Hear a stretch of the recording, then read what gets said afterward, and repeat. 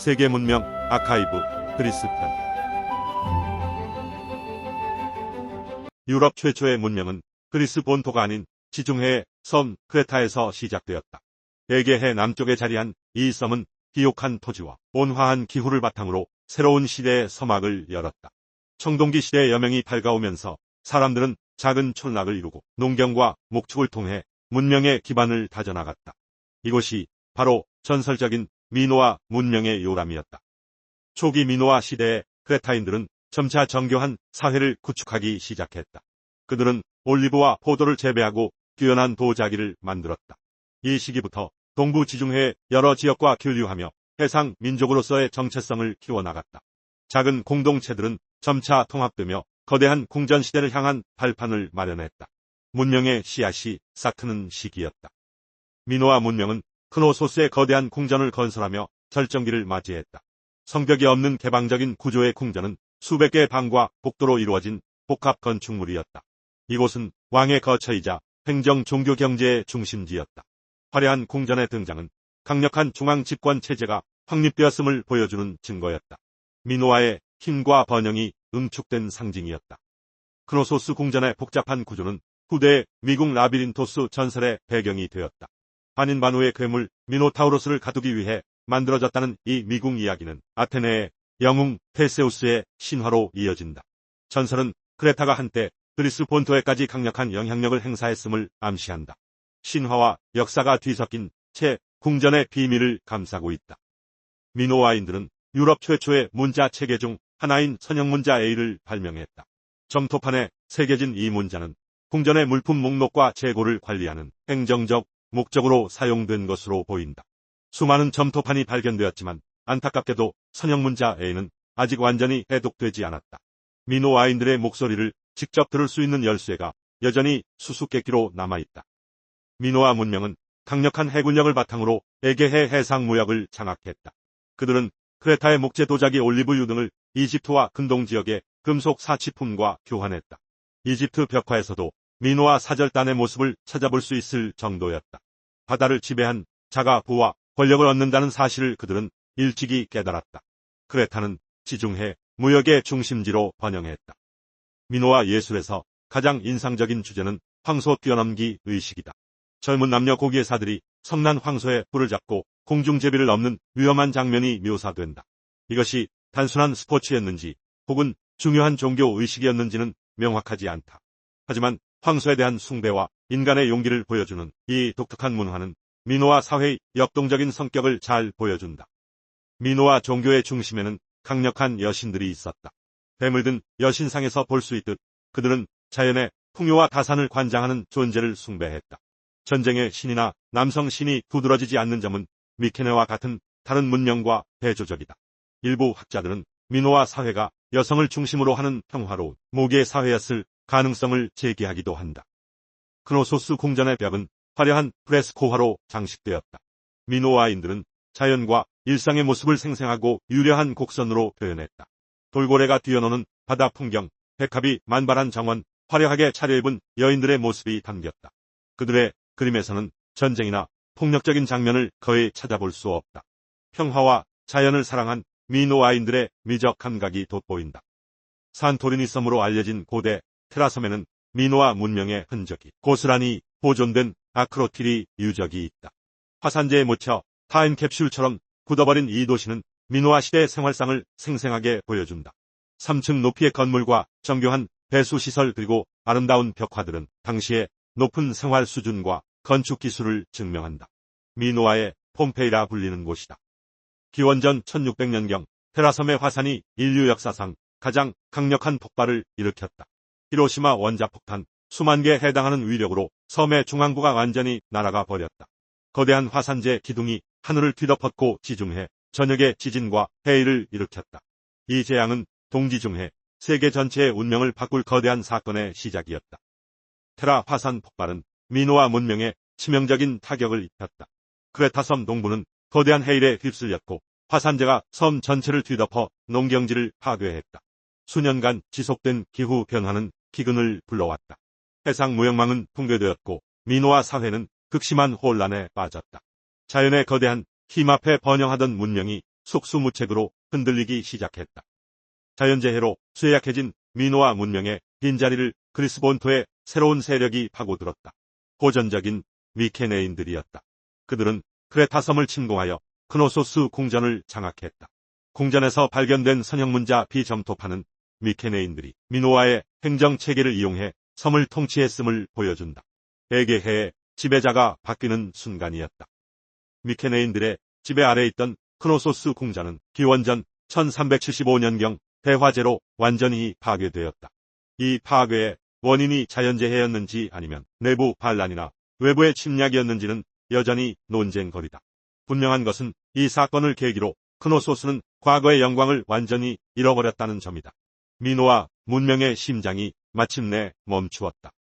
크노소스의 함락 이후 미노아 문명은 급격히 쇠퇴의 길을 걸었다.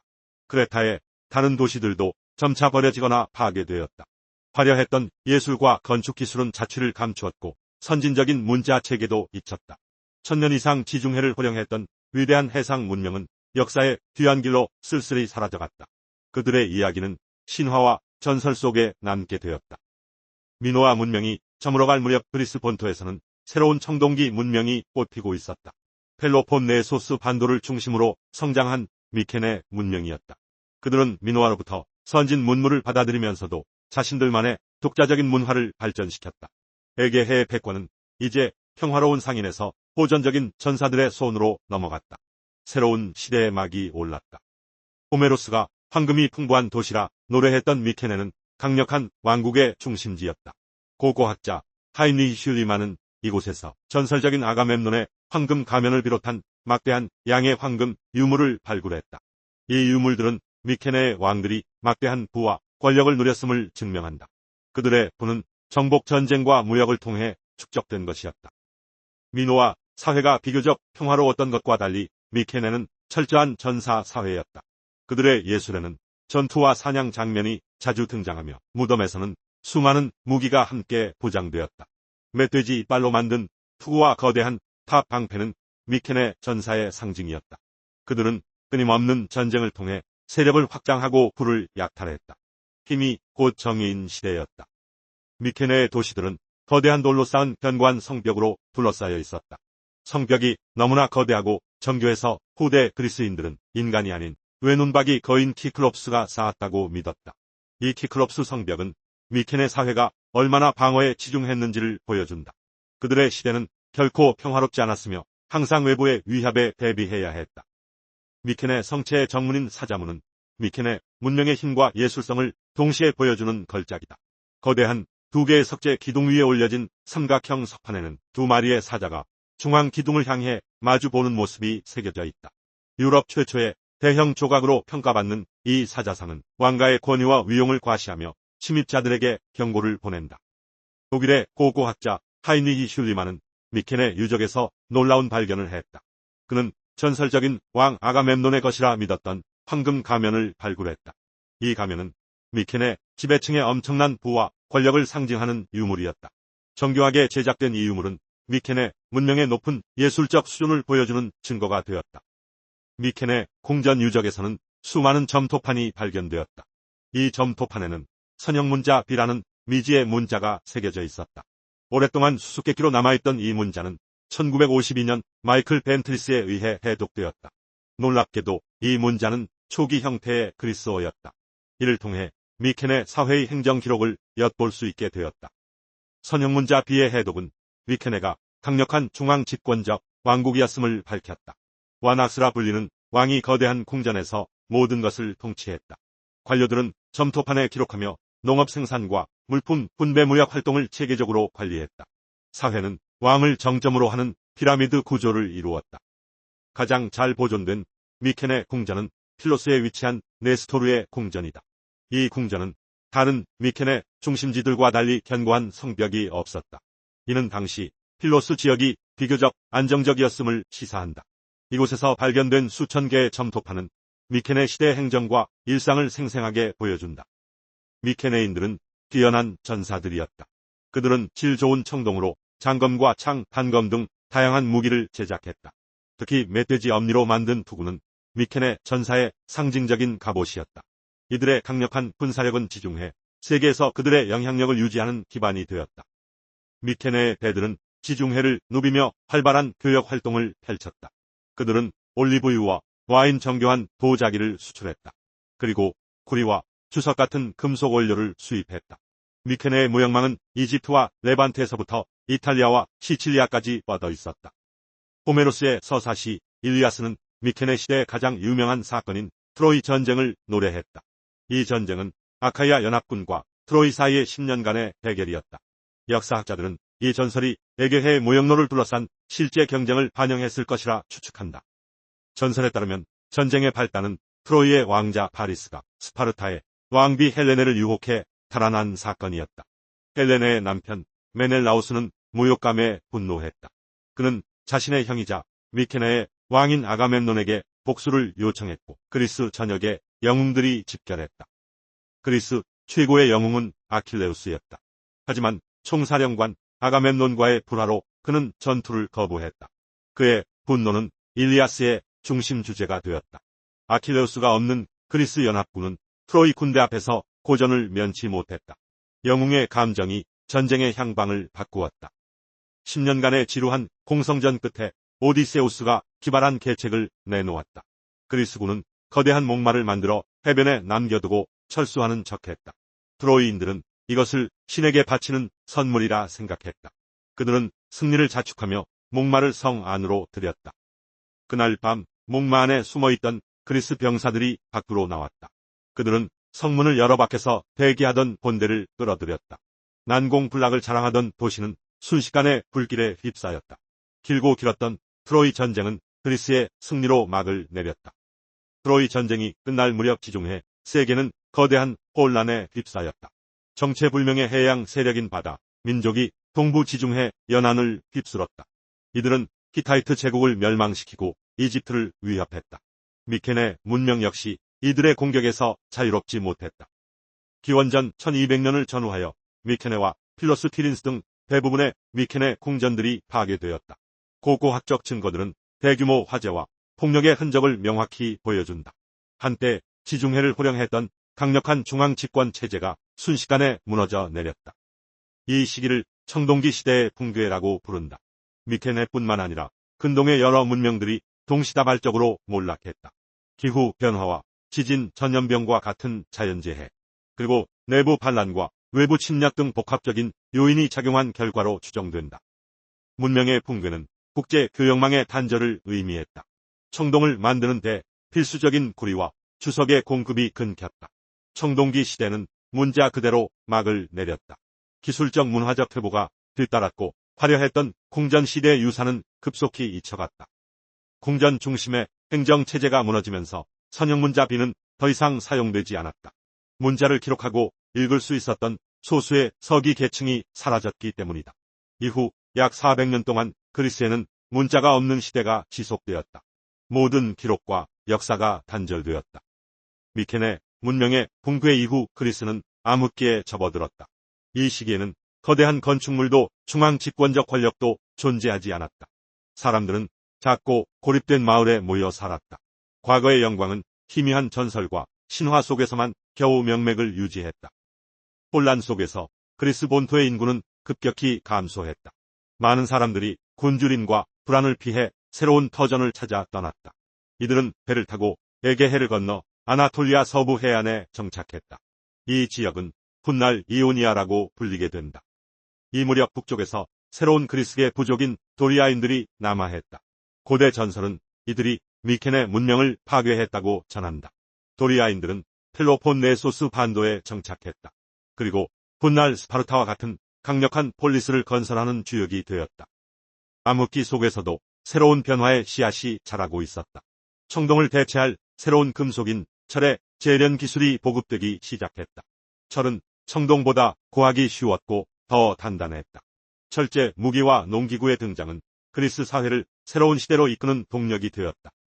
미케네 문명의 붕괴 이후 그리스는 암흑기로 접어들었다.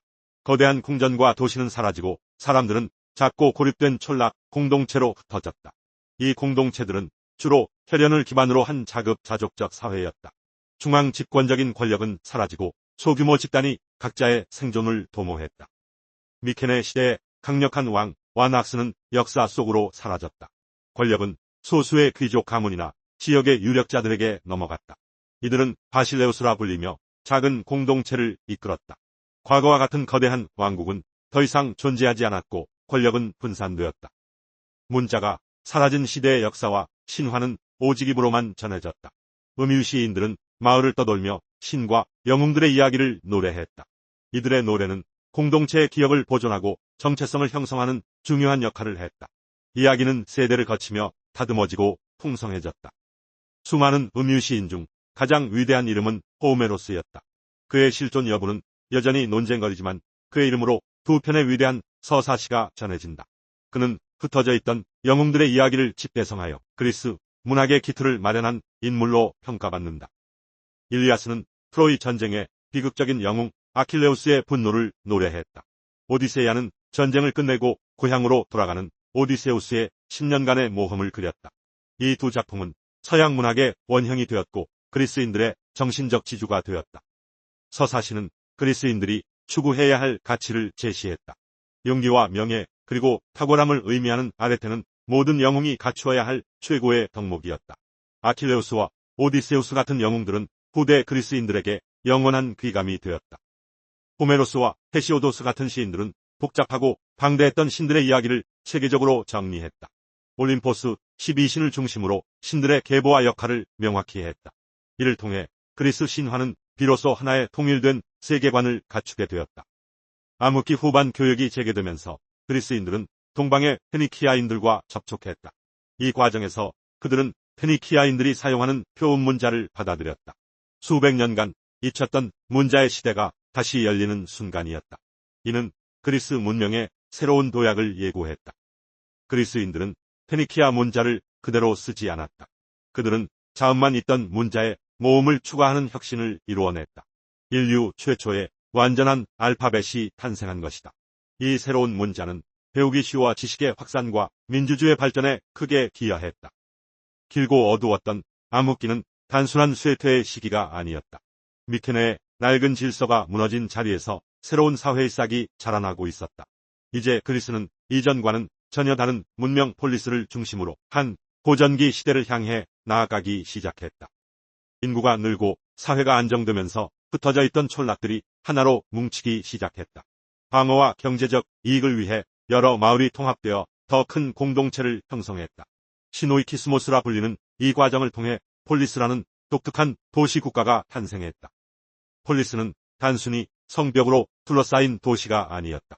그것은 시민들로 구성된 자치적인 정치 공동체였다.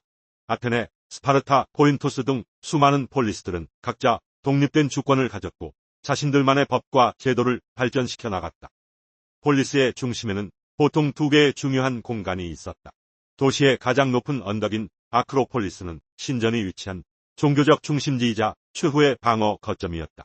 그 아래 넓은 광장인 아고라는 시장이자 시민들이 모여 토론하는 공공생활의 중심이었다. 폴리스의 가장 중요한 특징은 시민이라는 개념이었다. 시민은 단순히 도시에 거주하는 사람이 아니었다. 공동체의 의사결정에 참여하고 국방의 의무를 함께 지는 동등한 구성원이었다. 이러한 시민 공동체 의식은 그리스 문명의 핵심적인 토대가 되었다. 기원전 776년 펠로폰네소스 반도의 올림피아에서 제우스 신을 기리는 제전이 처음 열렸다. 4년마다 열리는 이 행사는 모든 폴리스가 참여하는 범그리스적인 축제였다. 제전 기간에는 모든 전쟁이 중단되었고 그리스인들은 운동 경기를 통해 하나가 되었다. 폴리스의 인구가 급증하면서 토지 부족과 식량난이 심각해졌다. 많은 그리스인들이 새로운 삶의 터전을 찾아 바다로 나섰다. 기원전 8세기부터 약 200년간 지중해와 흑해 연안에 수많은 식민 도시를 건설하는 대식민 시대가 시작되었다.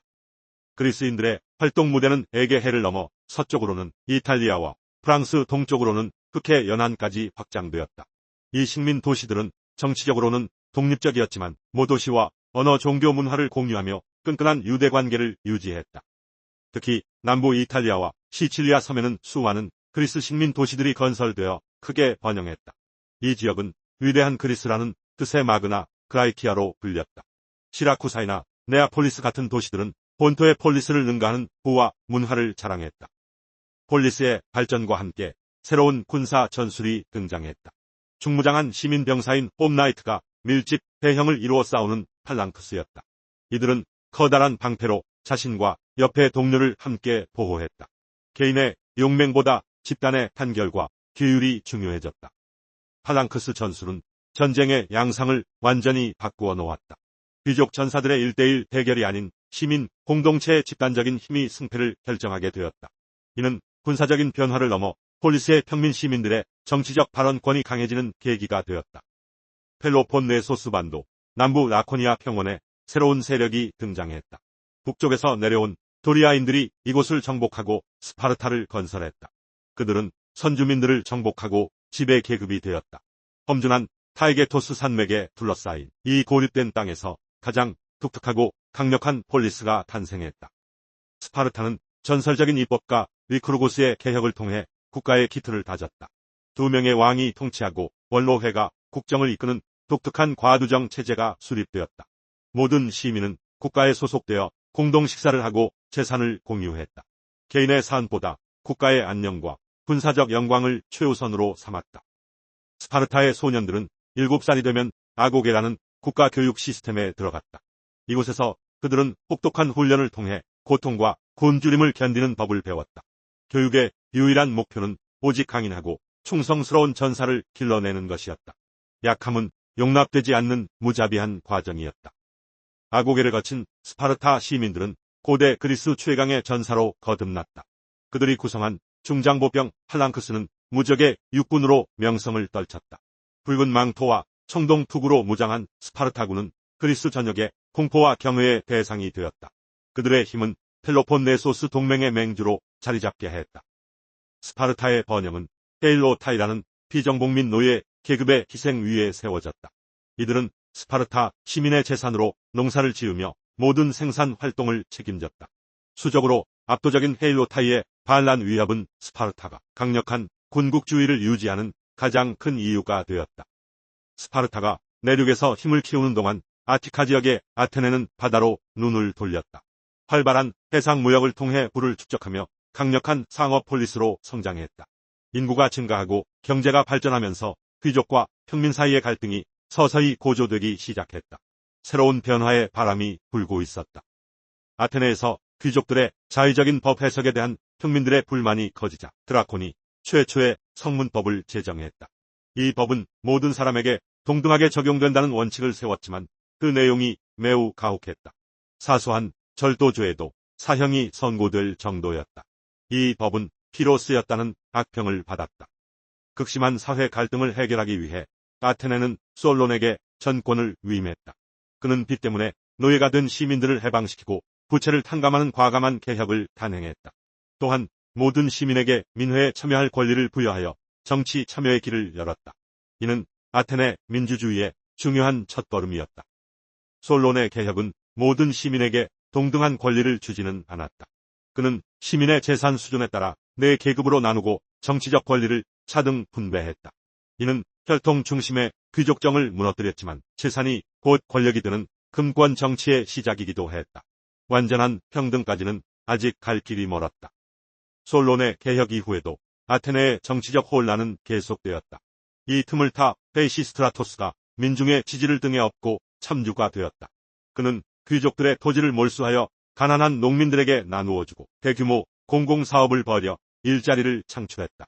그의 통치 아래 아테네는 안정과 번영을 누렸다. 페이시스트라토스가 죽고 그의 아들들이 권력을 세습했지만 통치는 오래가지 못했다. 동생이 암살당한 후 형 히피아스는 폭군으로 변했다. 그의 폭정에 대한 반감이 커지자 스파르타의 도움을 받은 아테네 귀족들이 그를 몰아냈다. 이로써 아테네의 참주정 시대는 막을 내렸다. 참주가 축출된 후 클레이스테네스는 아테네 민주주의의 기틀을 마련하는 결정적인 개혁을 추진했다. 그는 혈연 중심의 부족제를 폐지하고 거주지 중심의 새로운 행정구역을 만들었다. 이를 통해 지역주의와 파벌주의를 타파하고 모든 시민이 동등한 자격으로 정치에 참여하도록 했다. 클레이스테네스는 500인 평의회를 설립하여 모든 시민이 돌아가며 국정에 참여할 기회를 제공했다. 이제 아테네의 주권은 소수의 귀족이나 참주가 아닌 전체 시민에게 있음이 명확해졌다. 그의 개혁은 세계 최초의 민주주의, 즉 데모크라티아의 탄생을 알리는 신호탄이었다. 민주주의를 위협하는 인물의 등장을 막기 위해 도편 추방제라는 독특한 제도가 도입되었다. 시민들은 도자기 파편에 독재자가 될 위험이 있는 사람의 이름을 적어 투표했다.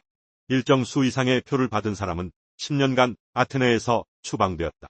이는 민주주의를 지키기 위한 안전장치였다. 정치적 발전과 함께 지적인 혁명도 시작되었다. 이오니아 지방에 밀레토스를 중심으로 철학자들이 등장했다. 탈레스와 같은 사상가들은 신화적 설명에서 벗어나 이성적 사유와 관찰을 통해 세계의 근원을 탐구하기 시작했다. 이는 서양 철학과 과학의 위대한 출발점이었다. 소아시아의 이오니아, 그리스 도시들은 페르시아 제국의 지배 아래에 있었다.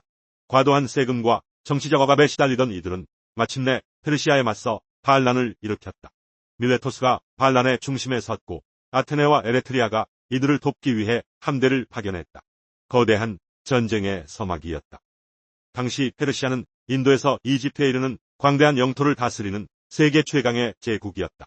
다리우스 1세의 통치 아래 제국은 막강한 군사력과 부를 자랑했다.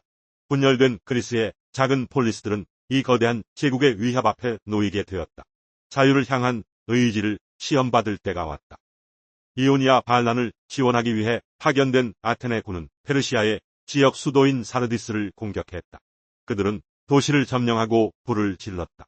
사르디스의 신전과 시가지가 불타오르는 모습은 페르시아 제국 전체에 큰 충격을 주었다.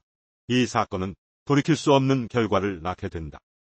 사르디스가 불탔다는 소식을 들은 페르시아의 왕 다리우스 1세는 경노했다. 그는 감히 자신의 제국을 공격한 아테네인들을 결코 용서하지 않겠다고 맹세했다. 그는 매일 식사 때마다 신하에게 아테네인들을 기억하게 하라고 명령했다. 그의 분노는 그리스를 향한 거대한 복수심으로 타올랐다. 다리우스 1세는 그리스 본토 침공을 위한 대규모 원정군을 준비하기 시작했다. 그의 목표는 명확했다. 이오니아 반란을 지원한 아테네와 에레트리아를 응징하고 그리스 전체를 페르시아의 발 아래 두는 것이었다. 동과 서의 문명이 충돌하는 거대한 전쟁이 임박했다. 다리우스 1세는 이오니아 반란을 지원한 아테네의 복수를 다짐했다. 그는 거대한 원정군을 조직하여 그리스 본토를 향해 보냈다. 하지만 이 첫 번째 원정은 폭풍으로 인해 함대가 파괴되면서 실패로 돌아갔다. 페르시아의 야망은 꺾이지 않았다. 그리스 세계에 거대한 위협이 다가오고 있었다. 2년 뒤 페르시아는 다시 그리스를 침공했다. 이번에는 에게해를 직접 건너 아테네 근교 마라톤 평원에 상륙했다. 페르시아 대군은 아테네를 위협하며 진을 쳤다. 아테네 시민들은 공포에 휩싸였다. 도시의 운명이 경각에 달린 순간이었다. 스파르타에 구원을 요청했지만 그들은 지체했다. 아테네의 지휘관 밀티아데스는 결단을 내려야 했다. 수적으로 압도적인 페르시아군과 평원에서 정면으로 맞서는 것은 무모해 보였다. 그러나 그는 페르시아 기병대가 없는 틈을 타 과감한 공격을 주장했다. 그의 전략은 그리스 중장보병의 힘을 믿는 것이었다. 아테네의 미래가 그의 손에 달려 있었다.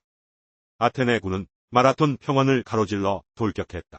그들의 밀집방진 팔랑크스는 페르시아군의 화살비를 뚫고 적진을 향해 달려갔다.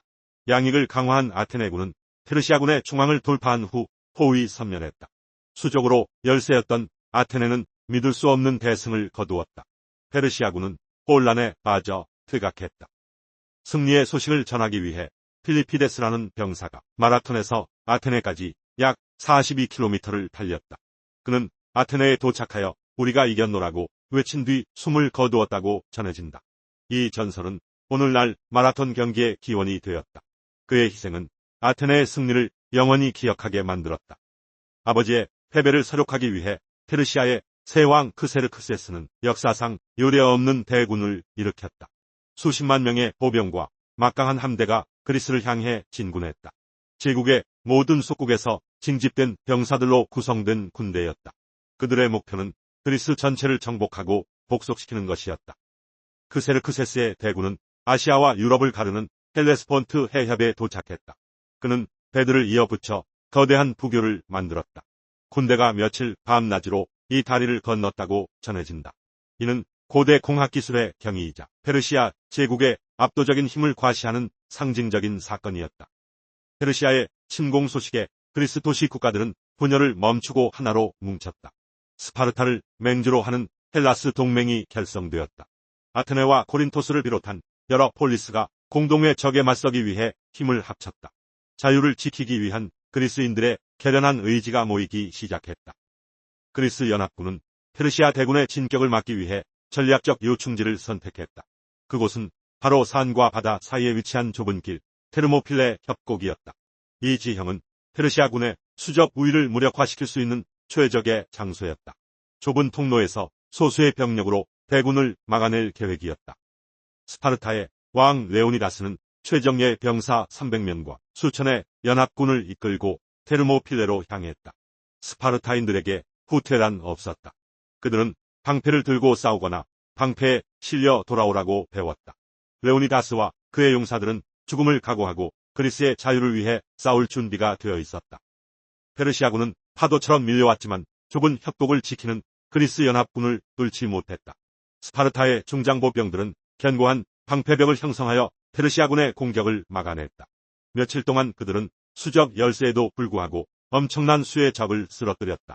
레오니다스의 지휘 아래 그리스군은 불굴의 용맹을 보여주었다. 전투가 교착 상태에 빠지자 에피알테스라는 지역 주민이 페르시아군에게 비밀 통로를 알려주었다. 이 길을 통해 페르시아군은 그리스군의 배후로 돌아갈 수 있게 되었다. 그리스 연합군은 순식간에 포위될 위기에 처했다. 방어선은 무너질 운명에 놓였다. 대신은 전장의 흐름을 완전히 바꾸어 놓았다. 테르모필레가 뚫리자 페르시아군은 아테네로 진격했다. 아테네의 지도자 테미스토클레스는 시민들을 살라미스 섬으로 대피시켰다. 텅 빈 아테네에 입성한 크세르크세스는 분노에 차 도시를 불태웠다. 아크로폴리스의 신전들은 화염에 휩싸여 잿더미로 변했다. 아테네의 상징이 무너져 내렸다. 테미스토클레스는 아테네가 파괴되는 것을 지켜보면서도 희망을 잃지 않았다. 그는 델포이 신탁의 나무 성벽이 바로 함대를 의미한다고 해석했다. 그는 해군력이야말로 페르시아를 물리칠 유일한 방법이라고 굳게 믿었다. 그의 전략은 육지가 아닌 바다에서 결정적인 승부를 보는 것이었다. 테미스토클레스는 거짓 정보를 흘려 페르시아 함대를 살라미스의 좁은 해협으로 유인했다. 그는 그리스 함대가 도망치려 한다는 소문을 퍼뜨렸다. 크세르크세스는 이 기회를 놓치지 않으려 했다. 그는 거대한 페르시아 함대의 해협을 봉쇄하고 공격하라고 명령했다. 모든 것이 테미스토클레스의 계획대로 진행되었다.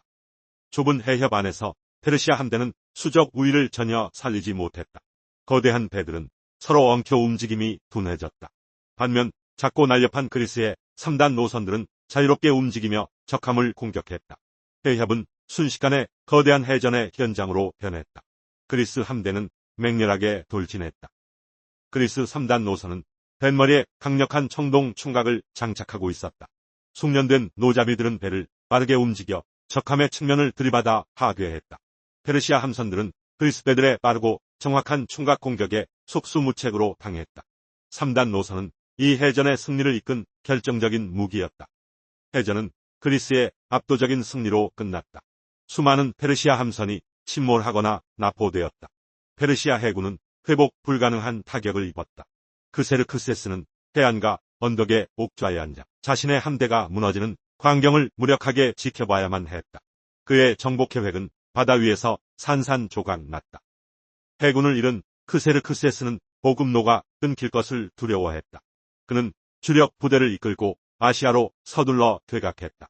그리스에는 마르도니오스가 이끄는 일부 병력만을 남겨두었다. 페르시아 황제의 위신은 땅에 떨어졌다. 그리스 정복의 꿈은 사실상 좌절된 것이나 다름없었다. 이듬해 그리스에 남은 페르시아 육군과 그리스 연합군 사이에 마지막 결전이 벌어졌다. 플라타이아 평원에서 벌어진 이 전투에서 스파르타가 이끄는 중장보병들은 페르시아군을 격파했다.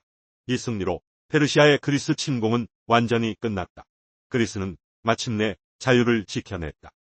플라타이아 평원에서 그리스 연합 육군이 페르시아 대군과 최후의 결전을 벌였다. 스파르타의 장군 파우사니아스가 이끄는 중장보병들은 압도적인 수적 열세에도 불구하고 페르시아군을 격파했다. 이 전투는 페르시아의 그리스 본토 침공 야욕을 완전히 꺾는 결정적인 승리였다. 그리스 폴리스들의 단결이 이룬 쾌거였다. 같은 날 바다 건너 미칼레에서도 그리스 함대가 승전보를 울렸다. 레오티키다스가 이끄는 함대는 이오니아 해안에 정박한 페르시아 함대를 기습 공격했다. 해전은 곧 상륙전으로 이어졌고 그리스군은 페르시아의 해군 기지를 완전히 파괴했다. 이오니아의 그리스 도시들이 해방되는 순간이었다. 플라타이아와 미칼레에서의 연이은 승리로 페르시아 전쟁은 사실상 막을 내렸다. 크세르크세스의 대규모 원정은 처참한 실패로 끝났다. 페르시아 제국은 그리스 정복의 꿈을 접어야만 했다. 에게해의 패권은 이제 그리스 세계로 넘어가고 있었다. 거대한 제국에 맞선 작은 폴리스들의 위대한 승리였다. 기나긴 전쟁이 끝나고 그리스 전역은 환희에 휩싸였다. 파괴된 도시들은 재건을 시작했고 사람들은 일상으로 돌아갔다. 페르시아라는 거대한 적에 맞서 함께 싸운 경험은 폴리스들 사이에 강한 유대감을 형성했다. 우리는 모두 헬라스인이라는 새로운 정체성이 싹트기 시작했다. 페르시아 전쟁의 승리는 단순한 군사적 성공을 넘어선 것이었다. 그것은 자유와 민주주의가 전제 군주제에 맞서 거둔 이념적 승리로 여겨졌다. 그리스인들은 자신들의 독특한 삶의 방식과 정치 체제를 지켜냈다고 믿었다. 이 신념은 서구 문명의 핵심 가치로 자리 잡게 되었다. 전쟁은 끝났지만 페르시아의 위협이 완전히 사라진 것은 아니었다. 미래의 침공에 대비하기 위해 아테네를 중심으로 새로운 군사 동맹이 결성되었다. 델로스 섬에 금고를 둔 이 동맹은 델로스 동맹이라 불렸다. 동맹의 목표는 페르시아에 대한 항전과 이오니아 도시들의 완전한 해방이었다. 델로스 동맹은 점차 아테네의 지배 도구로 변질되었다. 막강한 해군력을 바탕으로 아테네는 동맹국들에게 막대한 영향력을 행사했다. 동맹의 금고마저 델로스 섬에서 아테네로 옮겨졌다. 동등한 폴리스들의 연합체였던 동맹은 사실상 아테네 제국으로 변모하기 시작했다. 이 시기 아테네 정치의 중심에는 페리클레스라는 인물이 있었다. 그는 뛰어난 웅변가이자 존경받는 장군이었으며 확고한 민주주의 신봉자였다. 그의 지도 아래 아테네는 정치적, 경제적, 문화적 황금기를 맞이했다. 역사는 이 시대를 페리클레스의 시대라고 부른다. 페리클레스는 아테네의 민주주의를 한 단계 더 발전시켰다. 모든 시민이 민회에 참여하여 국가의 중대사를 직접 결정했다. 가난한 시민들도 공무에 참여할 수 있도록 수당이 지급되었다. 아테네 민주주의는 그 정점에 도달했고 직접 민주주의의 이상을 실현했다. 아테네 민주주의의 심장은 민회, 즉 에클레시아였다. 이곳에서 시민들은 법률을 제정하고 전쟁을 선포하며 공직자를 선출했다. 모든 시민은 법 앞에서 평등했고 누구나 자유롭게 자신의 의견을 개진할 권리를 가졌다. 시민의 직접 참여가 아테네의 힘의 원천이었다. 페리클레스는 탁월한 정치가일 뿐만 아니라 유능한 군사 지도자였다. 그는 여러 차례 스트라테고스 즉 장군으로 선출되어 아테네 군을 이끌었다. 그의 군사 전략은 아테네 제국을 유지하고 확장하는 데 결정적인 역할을 했다. 그는 아테네의 영광을 위해 펜과 칼을 모두 사용했다. 페리클레스는 델로스 동맹의 기금을 사용하여 아크로폴리스 재건 사업을 시작했다. 이 거대한 프로젝트의 중심에는 파르테논 신전이 있었다.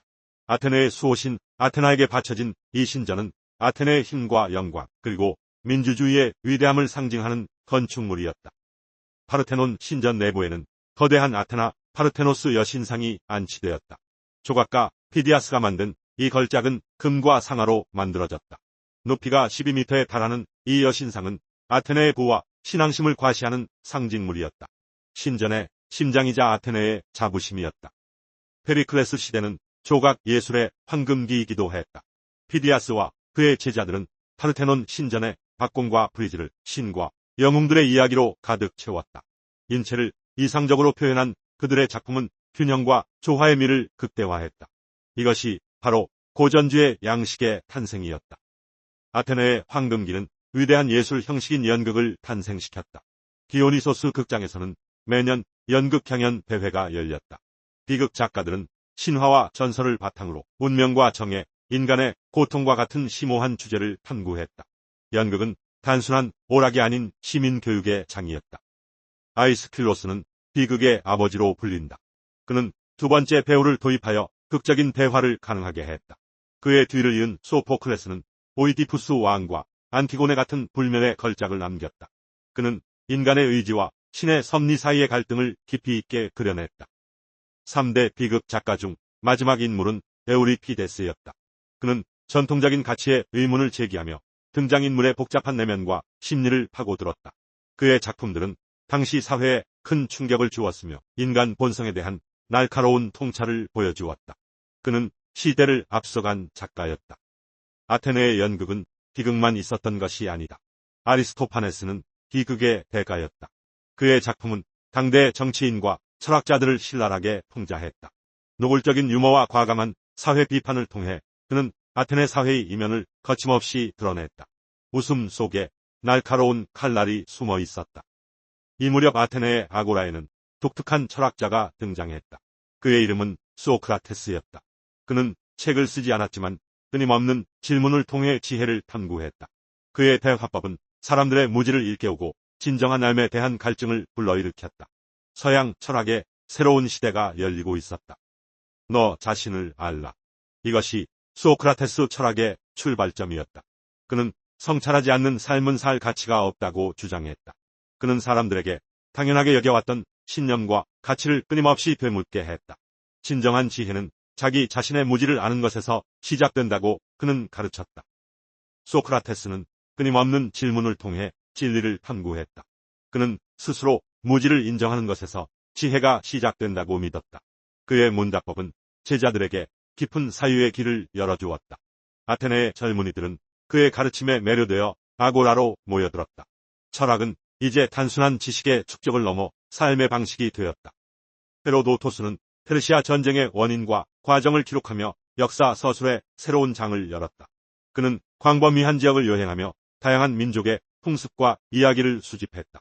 그의 저서 역사는 단순한 연대기를 넘어 인간사의 복잡한 인과관계를 탐구했다. 이로써 그는 역사의 아버지라는 칭호를 얻게 되었다. 투키디데스는 펠로폰네소스 전쟁사를 저술하며 역사 서술에 과학적 엄밀함을 도입했다. 그는 신화적 요소를 배제하고 철저히 사실과 증거에 기반하여 사건을 분석했다.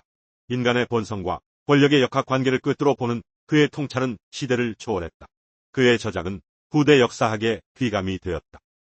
페리클레스는 아테네를 헬라스의 학교라 칭했다. 실제로 아테네는 철학, 예술, 건축 등 모든 분야에서 그리스 세계의 지적 중심지로 빛났다. 파르테논 신전의 장엄함과 소포클레스의 비극은 아테네의 정신을 상징했다. 전성기 아테네의 문화적 성취는 서양 문명의 영원한 유산으로 남았다. 델로스 동맹은 점차 아테네 제국으로 변질되었다. 동맹국들은 더 이상 동등한 파트너가 아니었다. 아테네는 동맹의 기금을 자국의 번영을 위해 사용했고 반기를 드는 폴리스는 무력으로 진압했다. 자유와 민주주의를 자랑하던 아테네의 영광 뒤에는 제국의 어두운 그림자가 드리워져 있었다. 아테네의 팽창은 스파르타의 심기를 건드렸다. 민주주의와 해상 제국을 대표하는 아테네와 과두정과 육상 강국을 대표하는 스파르타. 두 폴리스의 체제와 가치관은 너무나도 달랐다. 그리스 세계는 두 거인의 충돌을 예감하며 불안에 휩싸였다. 피할 수 없는 전쟁의 기운이 감돌았다. 스파르타는 펠로폰네소스 반도에 폴리스들을 규합하여 펠로폰네소스 동맹을 이끌었다. 코린토스와 테베를 비롯한 강력한 폴리스들이 스파르타의 깃발 아래 모였다. 이들은 아테네의 제국주의적 야심을 경계하며 공동 대응을 모색했다. 동맹은 아테네에 대항하는 강력한 군사적 보루가 되었다. 기원전 431년 아테네와 스파르타 사이의 오랜 긴장은 마침내 폭발했다. 코린토스와 그 식민지 코르키라 사이의 분쟁에 아테네가 개입한 것이 도화선이 되었다. 스파르타는 동맹에 대한 위협으로 간주하고 아테네에 최후 통첩을 보냈다. 마침내 헬라스 세계 전체를 삼킬 거대한 전쟁이 시작되었다. 전쟁이 시작되자 페리클레스는 신중한 전략을 제시했다. 스파르타의 막강한 육군과의 정면 대결을 피하는 것이 핵심이었다. 그는 아테네 시민들을 장벽 안으로 피신시키고 강력한 해군을 이용해 스파르타의 해안을 봉쇄하고자 했다. 이는 아테네의 자원을 보존하며 적을 지치게 만드는 장기 전략이었다. 페리클레스의 전략은 예상치 못한 재앙을 불렀다. 장벽 안으로 수많은 인구가 밀집하면서 끔찍한 역병이 창궐했다. 좁고 비위생적인 환경에서 전염병은 걷잡을 수 없이 퍼져나갔다.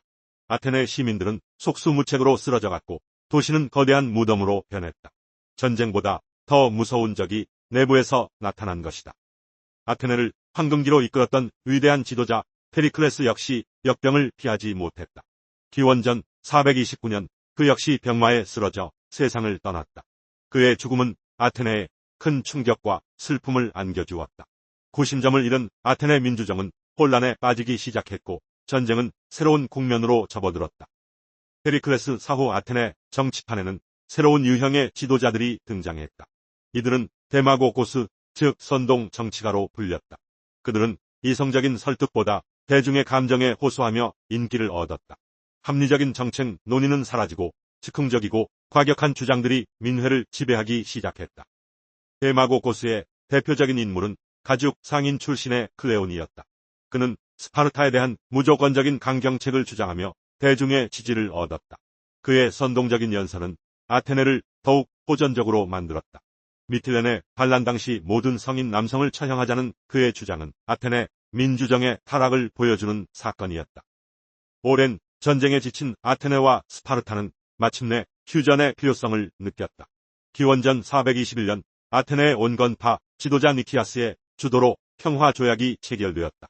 이 조약은 50년간의 평화를 약속하며 전쟁 전의 상태로 돌아갈 것을 명시했다. 그리스 세계는 잠시나마 안도의 한숨을 내쉴 수 있었다. 니키아스 평화 조약은 근본적인 갈등을 해결하지 못했다. 조약의 내용은 제대로 이행되지 않았고 양측의 불신은 여전했다. 아테네와 스파르타의 동맹국들은 여전히 곳곳에서 충돌했다. 평화는 살얼음판 위를 걷는 것처럼 위태로웠다. 더 큰 빅을 향한 폭풍전야의 고요함일 뿐이었다. 이 불안한 평화 속에서 알키비아데스라는 새로운 인물이 아테네 정치의 중심에 섰다. 그는 명문가 출신의 뛰어난 외모와 언변을 지녔지만 야망이 지나치게 컸다. 그는 평화를 지루해 했고 전쟁을 통해 자신의 명성을 드높이기를 원했다. 그의 위험한 야심은 아테네를 다시 전쟁의 소용돌이로 몰아넣었다. 알키비아데스는 아테네 시민들을 설득하여 거대한 원정을 계획했다. 목표는 서쪽의 부유한 섬 시칠리아를 정복하는 것이었다. 그는 시칠리아의 막대한 부와 자원이 아테네에게 완전한 승리를 안겨줄 것이라고 주장했다. 이 무모하고 거대한 계획에 많은 아테네인들이 열광하며 지지를 보냈다. 시칠리아 원정 출정을 앞두고 아테네에 불길한 사건이 발생했다. 하룻밤 사이에 도시 곳곳에 있던 헤르메스 석상들이 의도적으로 파괴된 것이다. 이는 신들에 대한 모독이자 원정의 성공을 저해하는 불경한 행위로 여겨졌다. 시민들은 불안에 떨었고 사건의 배후로 알키비아데스가 지목되었다. 뒤숭숭한 분위기에도 불구하고 시칠리아 원정은 강행되었다. 기원전 415년 아테네 역사상 가장 거대한 함대가 피레우스 항을 떠났다. 수백 척의 3단 노선과 수송선이 시민들의 환호 속에서 시칠리아를 향해 나아갔다. 아테네 제국의 운명을 건 거대한 도박이 시작된 순간이었다. 함대가 시칠리아로 향하던 중 아테네에서는 알키비아데스를 소환하라는 결정이 내려졌다. 헤르메스 석상 파괴 사건의 혐의로 재판을 받으라는 것이었다. 정치적 생명이 끝났다고 판단한 알키비아데스는 아테네로 돌아가는 대신 탈출을 감행했다. 그는 적국인 스파르타로 망명하여 아테네를 배신했다. 기원전 415년 아테네는 시칠리아 원정을 감행했다. 시라쿠사를 포위하고 강력한 공성전을 펼쳤다. 하지만 시라쿠사의 저항은 예상보다 훨씬 거셌다. 스파르타의 장군 길리포스가 시라쿠사에 도착하면서 전세는 역전되기 시작했다. 아테네군은 오히려 포위당하는 신세가 되고 말았다. 궁지에 몰린 아테네군은 철수를 시도했지만 실패했다. 육지와 바다에서 모두 길이 막혔다. 결국 아테네 원정군은 시라쿠사와 스파르타 연합군에게 항복했다. 수만 명의 아테네 병사들이 포로가 되어 채석장에서 비참한 최후를 맞았다. 이 패배는 아테네의 치명적인 타격이었다. 시칠리아 원정의 실패로 아테네의 재정은 바닥났다. 바로 이때 스파르타에게 뜻밖의 기회가 찾아왔다. 숙적이었던 페르시아가 스파르타에게 자금 지원을 제안한 것이다. 페르시아는 그리스 세계의 분열을 이용해 영향력을 회복하고자 했다. 스파르타는 이 제안을 받아들였다. 페르시아의 막대한 자금을 바탕으로 스파르타는 해군을 재건하기 시작했다. 그들은 새로운 3단 노선을 건조하고 숙련된 노자비들을 고용했다. 이전까지 해전에서 아테네의 상대가 되지 못했던 스파르타였다. 하지만 이제 그들은 아테네의 재해권에 도전할 힘을 갖추게 되었다. 스파르타 해군에 리산드로스라는 뛰어난 지휘관이 등장했다. 그는 유능한 전략가이자 교활한 외교가였다. 리산드로스는 페르시아 총독과 긴밀한 관계를 유지하며 꾸준히 자금을 지원받았다.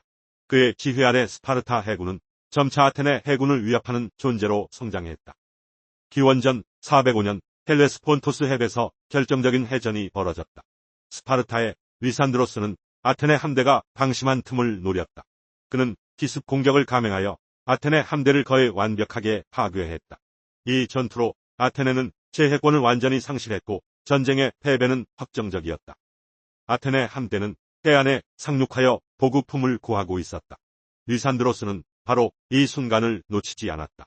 스파르타 함선들이 맹렬한 속도로 돌진했고 아테네군은 제대로 대응조차 하지 못했다. 180척에 달하던 아테네 함선 중 단 12척만이 탈출에 성공했다. 아테네의 바다는 침묵했다. 해군을 잃은 아테네는 더 이상 버틸 수 없었다. 흑해로부터의 곡물 수송로가 완전히 차단되었기 때문이다. 도시는 극심한 굶주림에 시달렸다. 결국 기원전 404년 아테네는 스파르타에 무조건 항복했다. 27년간 이어진 펠로폰네소스 전쟁은 이렇게 막을 내렸다. 스파르타는 아테네의 민주정을 폐지하고 과두정을 세웠다. 30명의 친스파르타 성향 귀족들이 통치하는 이른바 30인 참주정이었다. 이들은 공포 정치를 펼치며 수많은 시민을 재판 없이 처형하고 재산을 몰수했다. 아테네 역사상 가장 암울한 시기 중 하나였다. 아테네는 모든 해외 영토와 함대를 잃었다. 델로스 동맹은 해체되었고 아테네를 방어하던 장벽도 파괴되었다. 페리클레스 시대의 영광은 과거의 이야기가 되었다. 아테네 제국은 완전히 몰락했다.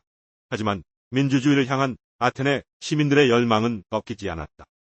펠로폰네소스 전쟁의 승리로 스파르타는 그리스 세계의 새로운 패자가 되었다.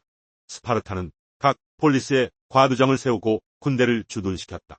그들은 아테네와는 다른 방식으로 그리스를 지배하려 했다. 하지만 스파르타의 강압적인 통치는 또 다른 폴리스들의 거센 반발을 불러왔다. 스파르타의 패권에 불만을 품은 폴리스들이 동맹을 맺었다. 아테네, 테베, 코린토스, 아르고스가 스파르타에 맞서 전쟁을 일으켰다. 바로 코린토스 전쟁이었다. 아이러니하게도 이 전쟁의 자금은 스파르타의 팽창을 경계한 페르시아로부터 나왔다. 어제의 동지가 오늘의 적이 된 것이다. 전쟁이 교착 상태에 빠지자 페르시아가 다시 개입했다. 페르시아 왕의 이름으로 평화 조약이 선포되었다. 이 조약으로 소아시아의 그리스 도시들은 페르시아의 지배를 받게 되었다. 그리스 폴리스들은 독립을 인정받았지만 페르시아의 영향력 아래 놓이게 되었다. 그리스의 자존심에 큰 상처를 남긴 조약이었다. 스파르타의 억압 속에서 테베가 새로운 강자로 떠오르기 시작했다. 펠로피다스를 비롯한 테베의 민주주의자들이 스파르타가 세운 과두정을 무너뜨렸다. 그들은 민주정을 복원하고 보이오티아 동맹을 재결성하여 스파르타에 대항할 준비를 했다. 테베의 황금기가 시작되고 있었다. 테베의 부상은 에파미논다스라는 뛰어난 지도자 덕분이었다. 그는 군사 전략의 천재였다. 또한 테베에는 신성부대라는 최정예 부대가 있었다. 150쌍의 동성 연인들로 구성된 이들은 서로를 지키기 위해 죽음을 두려워하지 않고 싸웠다. 이들은 테베군의 핵심 전력이었다. 기원전 371년 테베와 스파르타가 레우크트라 평원에서 맞붙었다. 테베의 장군 에파미논다스는 사선 대형이라는 혁신적인 전술을 사용했다. 그는 좌에게 병력을 집중시켜 스파르타의 우익을 돌파했다. 이 전술은 스파르타의 전통적인 팔랑크스를 무너뜨리는 데 결정적인 역할을 했다. 레우크트라 전투에서 스파르타군은 참패했다. 무적이라 불리던 스파르타 육군의 신화가 무너지는 순간이었다. 스파르타 왕을 포함한 수많은 정예의 시민들이 전사했다. 이 패배로 스파르타는 펠로폰네소스 반도에 대한 지배력을 상실했고 다시는 이전의 위상을 회복하지 못했다.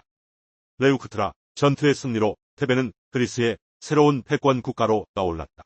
에파미논다스는 펠로폰네소스 반도로 진격하여 스파르타의 동맹 도시들을 해방시켰다. 그는 스파르타의 힘의 원천이었던 메세니아의 노예들을 해방시키기도 했다. 테베의 패권은 짧았지만 강렬했다. 테베의 패권의 위협을 느낀 아테네와 스파르타가 연합했다.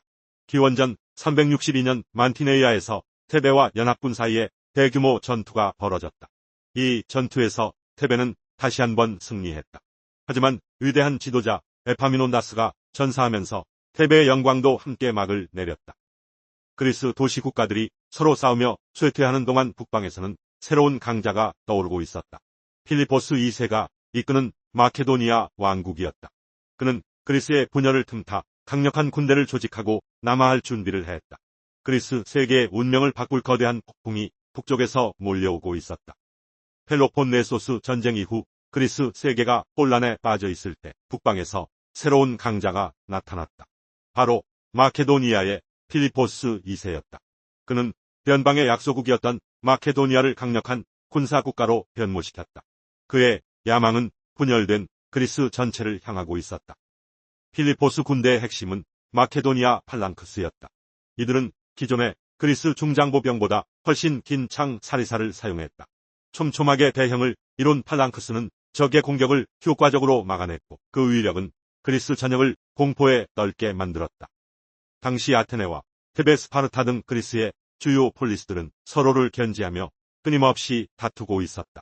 오랜 전쟁으로 국력은 쇠퇴했고 지도자들은 마케도니아의 위협에 제대로 대처하지 못했다. 필리포스는 이 분열을 교묘하게 파고들었다. 기원전 338년 마케도니아군과 아테네 테베 연합군이 카이로네이아 평원에서 맞붙었다.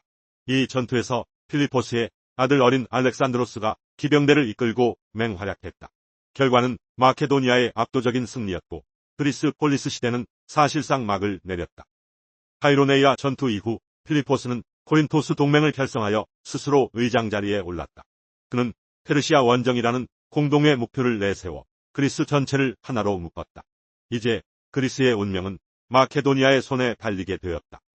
페르시아 원정을 눈앞에 둔 기원전 336년 필리포스 2세가 암살당했다. 혼란 속에서 그의 아들 알렉산드로스가 20살의 나이로 왕위에 올랐다. 그는 즉위하자마자 반란을 신속하게 진압하며 아버지 못지않은 카리스마와 결단력을 보여주었다. 알렉산드로스는 아버지의 유업을 이어 페르시아 원정을 결심했다. 기원전 334년 그는 4만여 명의 군대를 이끌고 헬레스폰토스 해협을 건넜다. 역사상 가장 위대한 정복 전쟁의 서막이 오른 순간이었다. 그의 목표는 아시아의 정복이었다. 아시아에 상륙한 알렉산드로스 군은 그라니코스 강에서 페르시아 군대와 처음으로 맞붙었다. 알렉산드로스는 직접 기병대를 이끌고 강을 건너 적진을 돌파했다. 이 대담한 공격으로 그는 첫 전투에서 큰 승리를 거두고 소아시아로 가는 길을 열었다. 프리기아의 수도 고르디온에는 복잡하게 얽힌 매듭이 있었다. 이 매듭을 푸는 자가 아시아의 지배자가 될 것이라는 전설이 전해졌다. 알렉산드로스는 매듭을 풀려 에스는 대신 칼로 단번에 잘라버렸다. 그의 대담함을 보여주는 유명한 일화다. 기원전 333년 알렉산드로스는 이수스의 좁은 평원에서 페르시아의 다리우스 3세가 이끄는 대군과 마주쳤다. 수적으로 열세였지만 알렉산드로스는 지형을 이용한 뛰어난 전술로 페르시아 군의 중앙을 돌파하며 대승을 거두었다. 알렉산드로스의 기병대가 자신을 향해 돌격해오자 다리우스 3세는 전장을 버리고 도망쳤다. 페르시아의 왕이 도망치자 군대는 순식간에 무너졌다. 다리우스의 어머니와 아내 그리고 자녀들은 마케도니아 군의 포로가 되었다. 이수스 전투 후 알렉산드로스는 이집트로 향했다. 페르시아의 지배에 시달리던 이집트인들은 그를 해방자로 환영했다. 그는 나일강 삼각주에 자신의 이름을 딴 도시 알렉산드리아를 건설했다. 이곳은 훗날 헬레니즘 세계의 중심지가 되었다. 다리우스 3세는 다시 한번 대군을 소집하여 가우가멜라 평원에서 최후의 결전을 준비했다. 알렉산드로스는 수적으로 압도적인 불리함에도 불구하고 완벽한 전술 운용으로 페르시아 군을 격파했다. 이 전투로 페르시아 제국의 운명은 결정되었다. 가우가멜라에서 패배한 다리우스 3세는 또다시 도망쳤지만 결국 부하에게 살해당했다. 알렉산드로스는 바빌론과 수사 등 페르시아의 주요 도시에 무혈 입성했다. 이로써 200년 넘게 서아시아를 지배했던 아케메네스 왕조 페르시아는 완전히 멸망했다. 페르시아 제국의 심장부인 페르세폴리스에 입성한 알렉산드로스는 도시를 약탈하고 웅장한 궁전에 불을 질렀다. 이는 과거 페르시아가 아테네를 불태운 것에 대한 복수였다. 이 화재로 페르시아의 위대한 문화유산이 잿더미로 변했다. 페르시아를 정복했지만 알렉산드로스의 원정은 멈추지 않았다. 그는 세상의 끝을 보겠다는 일념으로 군대를 이끌고 동쪽으로 계속 나아갔다. 그의 군대는 힌두 쿠시 산맥을 넘어 박트리아와 소그디아나 등 중앙아시아 깊숙이 진격했다. 기원전 326년 알렉산드로스는 인더스 강을 건너 인도 땅에 발을 들였다. 이곳에서 그는 강력한 왕국들과 낯선 기후 그리고 전투 코끼리라는 새로운 적과 마주해야 했다. 원정은 점점 더 힘겨워지고 있었다. 알렉산드로스는 히다스페스 강에서 인도의 포르스 왕이 이끄는 군대와 맞서 싸웠다. 특히 수십 마리의 전투 코끼리는 마케도니아 군에게 큰 위협이었다. 치열한 전투 끝에 승리했지만 마케도니아 군 역시 막대한 피해를 입었다. 히다스페스 전투 이후에도 알렉산드로스는 더 동쪽으로 가려 했다. 하지만 10년 가까운 원정에 지친 병사들은 진격을 거부했다. 결국 알렉산드로스는 부하들의 뜻에 따라 눈물을 머금고 회군을 결정해야만 했다. 힘겨운 여정 끝에 바빌론으로 돌아온 알렉산드로스는 새로운 원정을 계획했다. 그러나 기원전 323년 갑작스러운 열병에 걸려 32의 젊은 나이로 세상을 떠났다. 그의 죽음으로 대제국은 후계자 없는 혼란에 휩싸였다. 알렉산더의 죽음은 거대한 권력 공백을 남겼다. 그의 광대한 제국에는 지정된 후계자가 없었다. 누구에게 왕국을 물려줄 것이냐는 질문에 그는 가장 강한 자에게 라고 답했다. 이 한마디는 야심에 찬 장군들 사이에 수십 년간의 분쟁을 일으켰다. 통일된 헬레니즘 제국의 꿈은 창조자와 함께 사라졌다. 알렉산더의 장군들, 즉 디아도코이는 제국의 패권을 차지하기 위해 서로에게 칼을 겨눴다.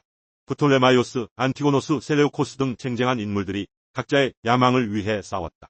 이들의 전쟁은 40년 넘게 이어지며 제국 전역을 피로 물들였다. 거대한 영토는 이들의 전쟁터가 되었고 통일 제국의 희망은 사라져갔다. 기나긴 후계자 전쟁 끝에 알렉산더의 제국은 결국 세계의 주요 왕국으로 분열되었다. 이집트에는 프톨레마이오스 왕조가, 시리아와 동방 영토에는 셀레우코스 왕조가 들어섰다. 그리고 마케도니아 본토는 안티고노스 왕조가 차지했다.